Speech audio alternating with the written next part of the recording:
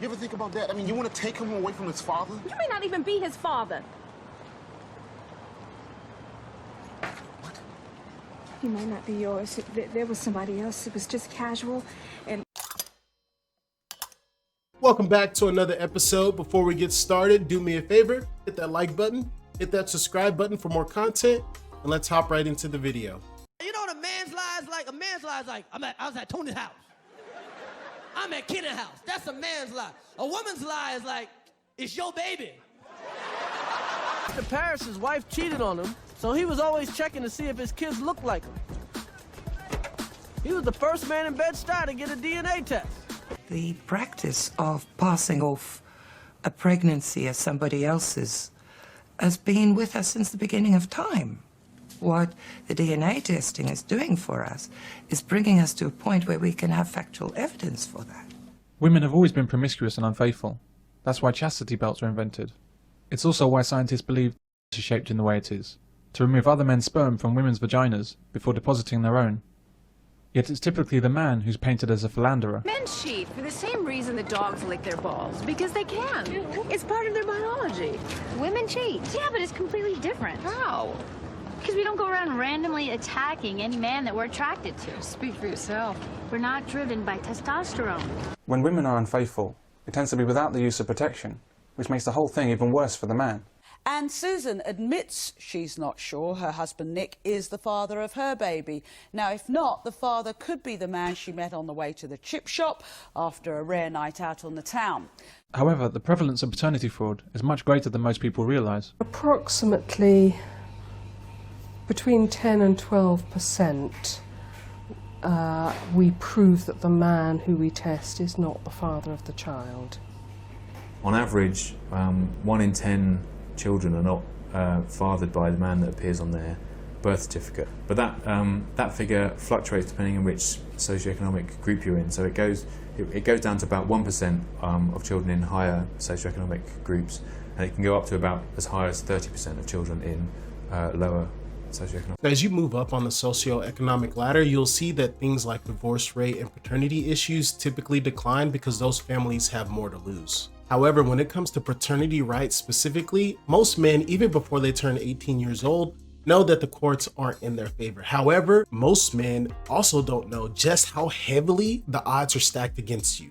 Allow me to elaborate. I'm going to wager that most of you know what a custodial parent is, but I also want to wager that you have no idea why the custodial parent was created in the first place. Now, this information is specifically pertaining to the United States, but I wouldn't be surprised if more countries, or at least Western countries, didn't follow suit. The custodial parent was created for one reason and one reason only: yearly bonuses. There's a $90 billion incentive that is paid out yearly to these states to make an X amount of parents custodial parents. And we all know that fathers are usually at the blunt end of this. And to clarify, it's not 90 billion per state, but 90 billion as a collective whole. And as light gets shed on this subject, now people are realizing that there's a financial incentive by their government to strip away certain rights from them. They realize that paternity or paternity laws is an uphill battle. And then they also realize that paternity fraud could be thrown into that mix. And they're wondering why there are less and less babies being made per year. And contrary to popular belief, men aren't the Homer Simpsons, the Peter Griffins, and the dumb dads that are typically portrayed on TV shows. We're smart, analytical creatures that will adapt to the current climate to best suit us and the people that we care about. So if stuff like this continues, it's going to be a detriment to society as a whole. In the US, about 10 million kids are being raised by men that think they're the fathers, but are not. And in Britain, the figure's believed to be around 1 million children. That means 1 in 20 children, or 1 in every class at school, is not fathered by the man who thinks he's the dad. Look, if I was a man, and my wife has been on a trip to New York and she comes back and 6 months later she's pregnant, I'm going to DNA test. There is a presumption in law that husbands are the fathers of children. That's the great presumption of British law. But I think when there's been any kind of anonymous research, statistically, it's incredibly striking. It's quite striking how many husbands are not the biological fathers of their children. And if you had a law where every mother was forced to tell, it could be a big can of worms, that.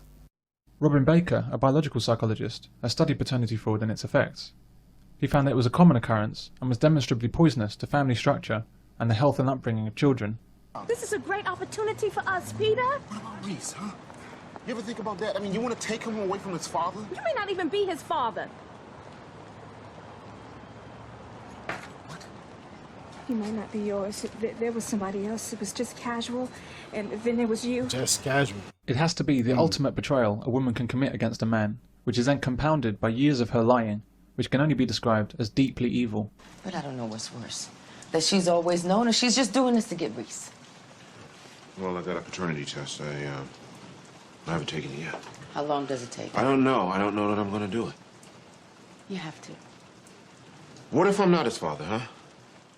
It goes back to thinking about why families break down, and or more generally, why would individuals be unsatisfied with their partners? Often a man may suspect that a child is not his, but not be certain of it. A few years later, we were having our first child. That's a good show, by the way. There he was. Earl Jr. And where a father is doubtful of his paternity, consciously or subconsciously, all sorts of relationship problems are bound to occur. It leads almost inevitably to family breakdown and fatherlessness. One man, his child had red hair and he had dark hair, and he didn't even like to be seen out with it. And of course, if the father walks out, we don't know the reason. He's just another example of male irresponsibility, another deadbeat dad.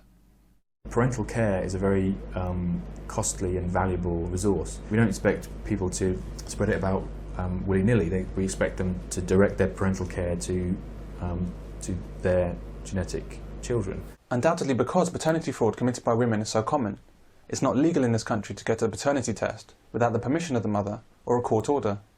As well as having the consent Which of the country? mother, we also need the child's consent if the child is considered to be Gillick competent, or we use whether a child is at secondary age as some sort of guide as to whether they're competent.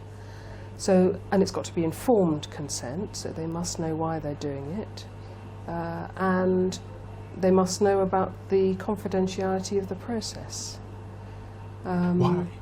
Why? There are times when we're approached by the putative father to test a child without the mother's consent, or they may say the mother doesn't want to give consent, in which case we won't do it without the mother's consent.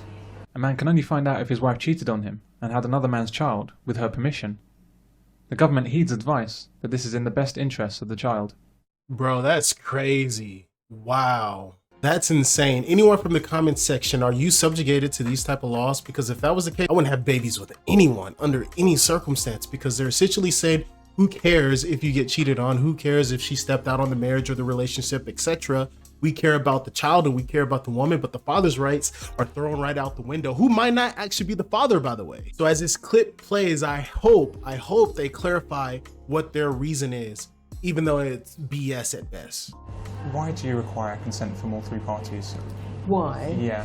What are the issues involved in making sure that everyone agrees? It's a terribly important process. It's, I don't know, it seems to go deep to the heart. And it's very important that people are happy with that. But clearly, in the vast majority of cases, paternity tests strengthen the family and improve outcomes for children because they can deliver good news by removing lingering doubts. The truth, on the whole, however painful and uncomfortable it is, works better for the human psyche. Deception erodes our confidence in our own judgment and our relationships with other people, and that always has destructive consequences, larger or smaller degrees. No man ever knows for sure on leaving hospital with his wife and new child that the baby is his. If women were forced to endure this lack of certainty, they'll complain loudly about this terrible abuse of their rights. With such high rates of paternity fraud, DNA testing should be mandatory on the birth of a child, so that men can have the same certainty of parenthood that women enjoy. A man should know. I think it comes down to a man should know. It's not necessarily about punishing the woman. It's about the knowledge. It's about giving the man full knowledge. And I guess the only way to do that is to have a paternity test at every pregnancy. But the government will never make paternity testing routine. It's not interested if the wrong man is enslaved by a woman, and they don't care about the broken family that almost inevitably results. They just want some man, any man, to pay for the upbringing of that child. She's not my daughter. Well, she's somebody's daughter, isn't she? And whoever it is, it's my job to find him and to make him a supporter. That's the law. Government doesn't even attempt to educate women about their behaviour, nor do they even address it as a massive problem it is. We see domestic violence documentaries vilifying men every other weekend, but no programmes vilifying women for their despicable behaviour. I regard paternity fraud as a far more destructive problem in society than domestic violence.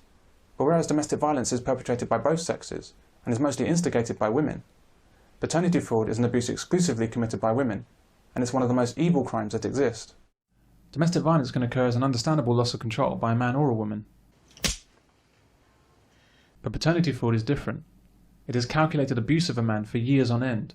She lies and cheats him emotionally and financially. She's completely selfish, with no concern for the man or the child.